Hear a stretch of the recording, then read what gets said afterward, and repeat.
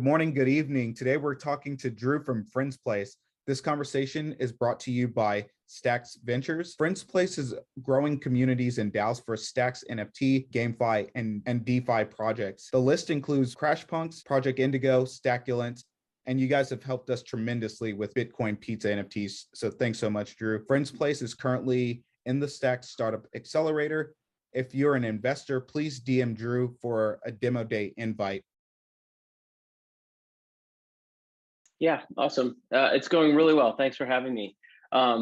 So to find us, we're at Frens, F-R-E-N-S, like up here, .place. And at that website, you can find, there's links to download the bot for Discord, which is sort of a key piece of our app, as well as to join our own Discord and just get other information as well. All the docs and things are there. I founded Frens because I was doing a lot of work in the community. I built some DAO tooling. I got into Stacks right around the 2.0 release. And I started building DAO tooling. Lewis, actually from the foundation, found an old app that I had worked on a few years ago that was a DAO tool. And he said, we need some DAO tools. You should, do that over here. So I did that and built Miami Voice, which was for the Miami Coin Hackathon. And that was really fun. It was basically anyone with Miami Coin could vote on initiatives to spend the wallet money. That was the idea. But in the process of that, I ended up working with all these different communities. And I ended up joining on with some of the larger NFT projects to help them sort of grow their projects and grow their communities. And what I learned in that process was that there's all kinds of problems with what's happening in Web3 communities. Marketing it's a whole different way of marketing in Web3 than we did in Web2 and previously. Before, it was mostly sort of inbound. You'd get people to come and sign up. There's the concept of product led, where people would download in the freeware and then they could, add on more features. But those things don't work in Web3. It's all about community. And I'm even finding now that I've been out here is that more and more of these non-Web3 companies are actually using Web3 to market their own by launching NFT projects and stuff. So everyone's coming in this new method of marketing, and there's no tools for it. It's crazy. Like, these community owners and moderators are spending so much time just doing manual tasks, getting wallet addresses, adding people to their whitelist from partner collaborations, having people do invites, so they'll have some kind of a contest to see who can get the most invites and new members into the Discord. But then they have to get the proof of that and then add a role to someone, and all this stuff is done manually. It's crazy, actually, how much work is being done. So that's where Frens came about. And I'll be the first one to tell you, using Frens has saved us a ton of time for the Bitcoin Pizza NFTs. We were in the same boat, right? So running contests on Twitter, we'll say, hey, if you like and tag 2 people and then jump in the Discord, then you also have to verify. But then we also have to take the data from Discord and Twitter, then just compare and contrast, make sure, then actually compare that with, okay, did you have a wallet? Did you say you have a wallet? Then where do you put all that data, right? So do you just have this open spreadsheet for everyone's wallet? And that's not the privacy focused tools that I would like to build, but that's the best way to do it today, right? Mm-hmm. So this solves a ton of those problems. When any projects are launching too, and they want to get those whitelist spots and then add the roles to Discord, you can do that with Frens. Yeah, exactly. Yep. Yeah, so that's the plan. I mean, our plan is to make it Web3 native from the beginning. So, Discord's where a lot of conversation happens now, but it also happens in other places, and there will invariably be other tools that arise to compete with Discord or supplement Discord. And we intend to integrate with these as they come along. We really want to become sort of a central platform that's really outside of these tools.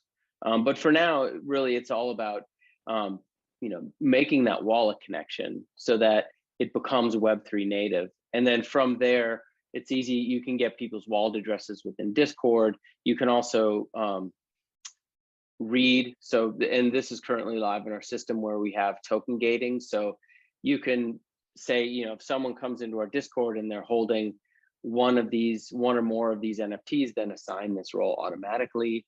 If they're holding 5 or more, then assign this role, and you can set these all up yourself.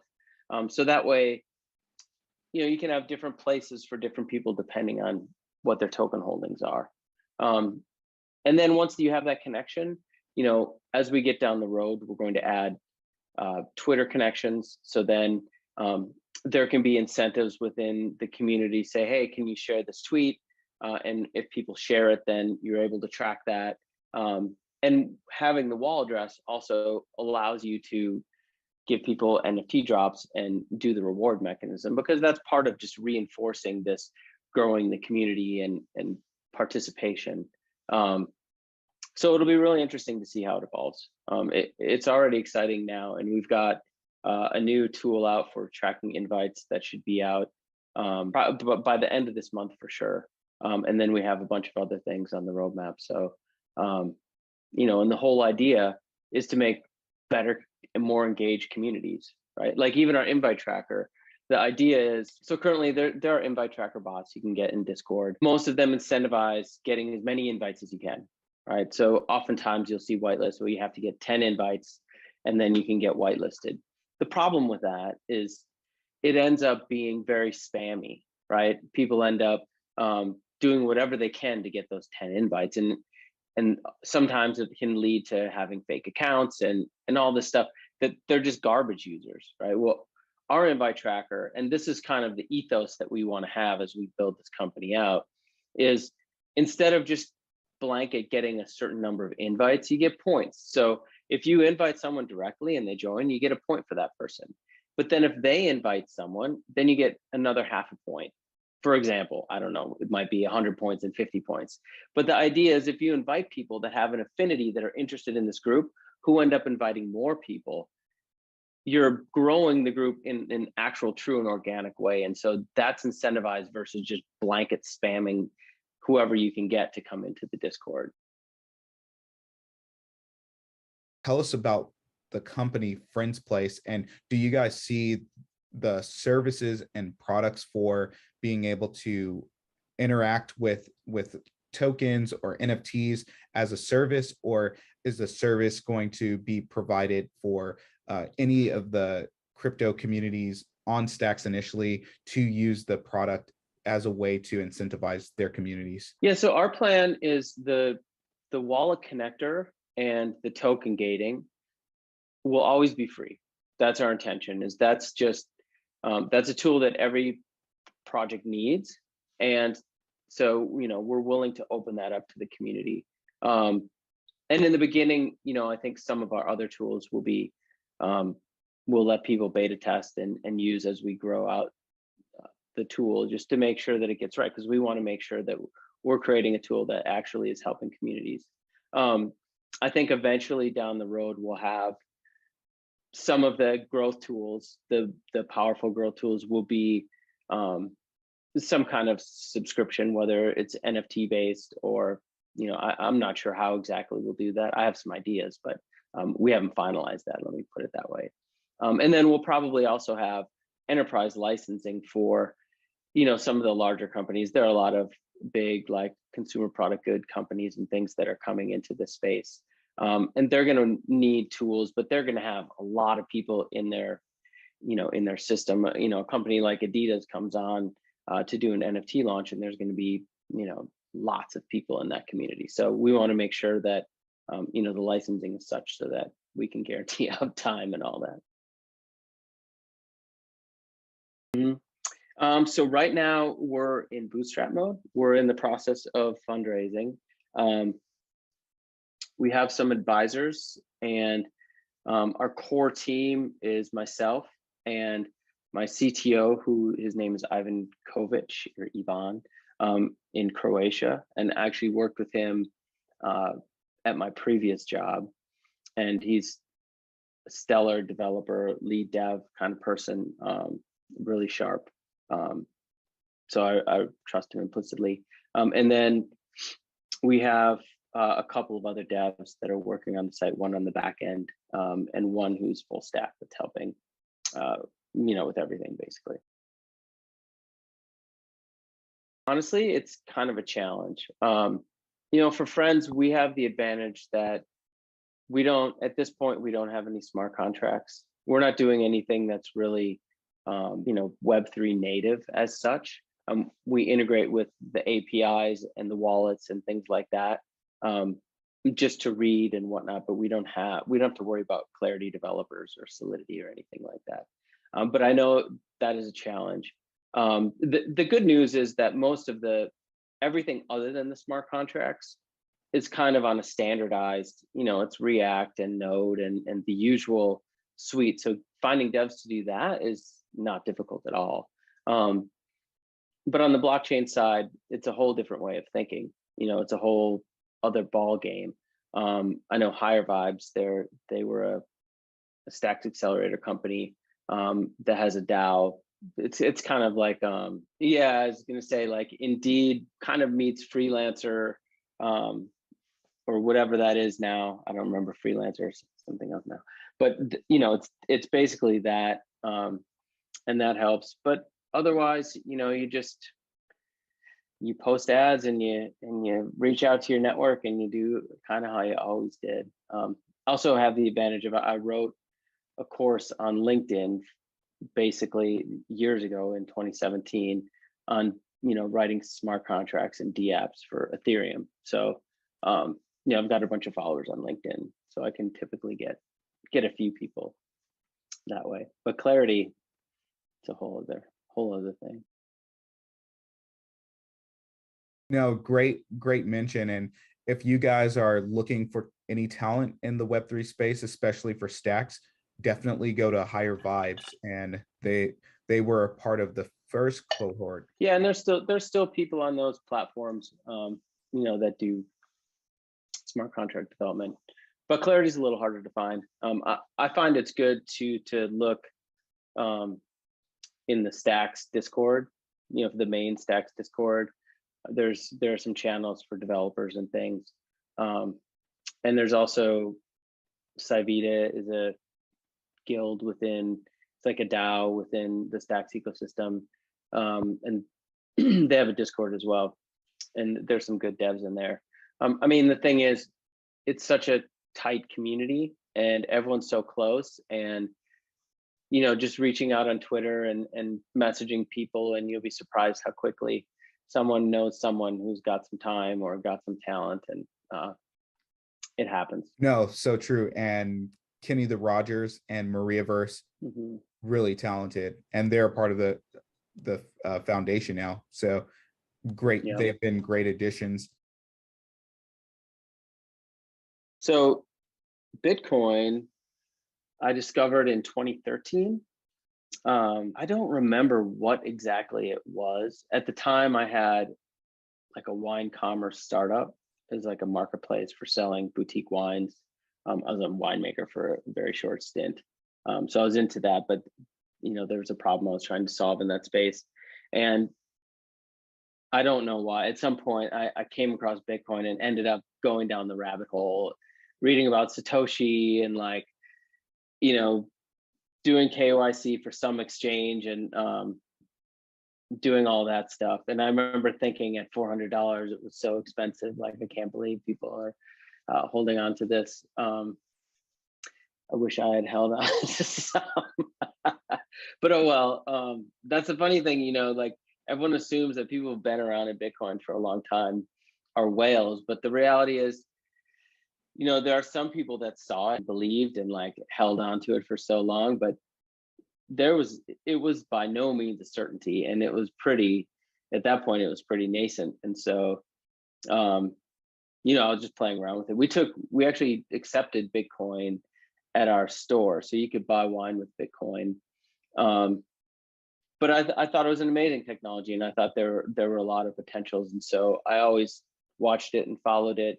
And when Ethereum came around, and the whole ICO boom of 2017, I was paying attention. And in fact, I had invested in Blockstack back then in their initial coin raise that they did on, was it Coinlist? Yeah, so I've always been interested in that, and that's how I found that. I thought Munib's vision of sort of a can't be evil internet really spoke to me, built around Bitcoin. That was great.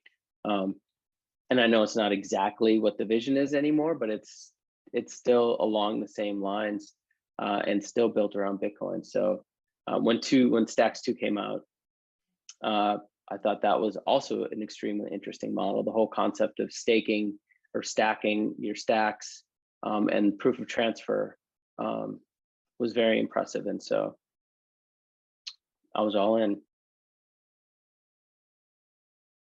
That's funny you said that, because I knew about Bitcoin back in 2014 too. And a lot of people, they do assume, well, if you heard about it back then, well, you must be a millionaire. And I mean, even today, there are going to be people who see Bitcoin as a scam, and they're like, I don't trust it. And it's going to take them another like 5 to 6 years to say, you know what, I'm going to dip my toe into this thing. And that's how I see Stacks. I really see, I bought Stacks in the second ICO. And so I was just holding it, and I totally forgot about it too, but I knew about the app mining program and things like that. But I just thought a couple of years later, like, oh man, I exchanged all my ETH for the Stacks, and I don't know if it's really doing anything. And then the launch happened, and then we were just kind of off to the races again. And I really see Stacks as, if you built Ethereum on top of Bitcoin, which Vitalik wanted to initially, but the Bitcoin maxis pushed him aside and dismissed the idea. So I just thought, okay, if you built Ethereum on top of Bitcoin, you get Stacks. Yeah, absolutely. So we, I mean, I'm very bullish on Stacks, and I love the community and all of our contacts. We have partners within the community, you know, like Hey Layer and Gamma, and you know, we've worked with the Mintery, which is like an accelerator for NFTs. So, you know, we've definitely, I have big hopes for Stacks, and I think that it's going to grow very fast, and I think it's going to be different. And having insider information in terms of being in the accelerator and seeing all these different companies, but also seeing all the things that the foundation is doing and the work that's happening on the building side of things. There's a lot of stuff going on. This, you know, we're a year into really having this new blockchain, and a little more, almost a year and a half, I guess. But the tooling we have is extremely sophisticated when you compare it to, you know, where Ethereum was and where Solana was at the same point. So I feel like there's a lot of quality infrastructure being built right now, and that's definitely going to bear out. But in terms of, you know, interacting with other chains, we'll eventually go to other chains. There's so many Web3 communities that can use this tooling, and it's not specific to any blockchain. So, you know, we're going to add support for Ethereum probably this summer, and we're looking at Solana and maybe, you know, some of the other chains. But yeah, we do intend on being a multi-chain platform for sure. Ileana and Mitchell did an amazing job with the whole program. Yeah, I totally agree. Yeah, I can say I like what they're doing with Big Tree, the Big Trees NFT. That guy's great, and he's doing some really interesting like environmental work in terms of he's come up with a good model to use crypto to keep from cutting down trees, to basically create an income stream for to replace the income stream that was being made for these giant old growth trees that were being chopped down, which is super smart, and I like it a lot. Grace High is this Parisian person, HYE. She's an artist, and she has some really beautiful artwork.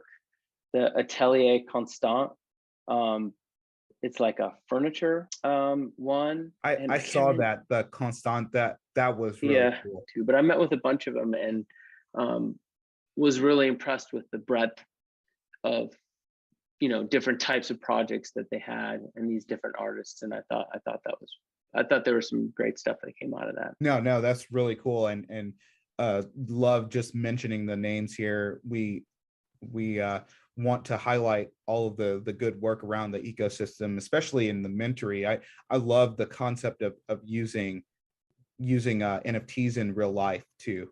Mm-hmm. A lot of stackers believe that we're going to be multi-chain. It's just inevitable. People won't care in the next 10 to 20 years what chain you're on. They're just going to care, can I connect my application, or can I use an application, and can I have digital ownership and as a sovereign individual, right? So they won't care. How on your roadmap, how do you guys roll out multi-chain strategy in addition to all the things that you want to build, because it's still pretty difficult right now to connect to other chains? You guys have a really cool mental model, but you call it the Web3 community model canvas. Can you tell people more about that? I think too, as we get deeper into Web3, and then we see we just had a Twitter space on Monday night. We were talking to Blue Studios NFT, and they have wallet for families and for kids, and other NFT for learn to earn. And we talked to One Huddle that does learning and education, and they actually are a Web2 company that's coming over to the Web3. I think as time goes on, these models on Web3 community is going to be so important. Yeah. So, I mean, I found exactly what you're saying. You know, the more I talk to community members, and especially when I was talking to artists and things that they wanted to do NFT projects, but they didn't know how to sort of contextualize it, or they didn't know, you know, I think a lot of people had the assumption, and maybe this was true at one point, but it's not anymore, where good art will sell NFTs. And yeah, that's a piece of it without a doubt. But ultimately, and this is also what the right-click sort of anti-NFT movement misses out on, is that owning an NFT isn't just owning a JPEG. It's actually access to be part of a community. And all these groups, and this is true for DAOs too, not just NFTs, but NFTs is what you see most often. Even DeFi communities, is they have, you know, there's different elements and aspects of those communities. And so what I discovered was that, you know, a lot of people were struggling with growing their community because they hadn't taken a step back and thought about what exactly the community was about. So that's what the community model canvas is for. It's similar to the business model canvas, which people used a lot when they were starting companies. It was kind of a lean startup thing. And it's just a way of sort of graphically, there's different squares, and in each square you sort of put elements to represent different aspects of your company. And this is what it is with community.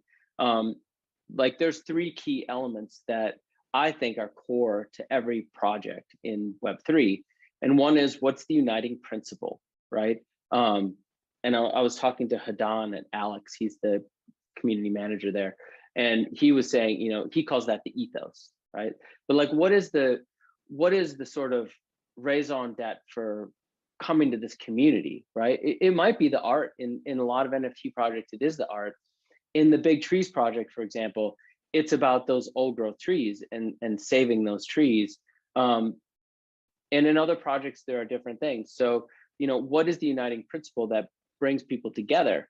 And then what's the social aspect of the community? What do they have to talk about, right? So if everyone is coming there for this reason, then what are they going to talk about? What kind of activities are they going to do? Some are fun.